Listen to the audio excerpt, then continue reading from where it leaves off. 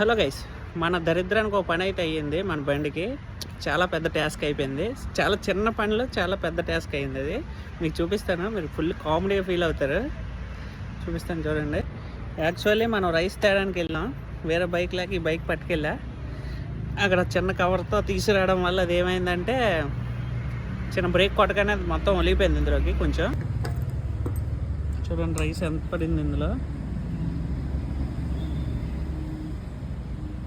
Rice full పెట్టేసింది. ఇప్పుడు దీన్ని తీయడం చాలా పెద్ద టాస్క్. నేను ప్రయత్నించి చాలా పనులు ట్రై చేశాను, రాలేదు. ఇప్పుడుంటే మనం స్క్రూ ఇది ఉంటుంది కదా, ఆ బిట్తో మొత్తం ఈ స్క్రూస్ అన్ని తీసేసి దీన్ని ఓపెన్ చేసి మనం తీసేయడం. రైస్ని ఏదో ఒకటి చేయాలి. ఇప్పుడు ఫైనల్గా దీన్ని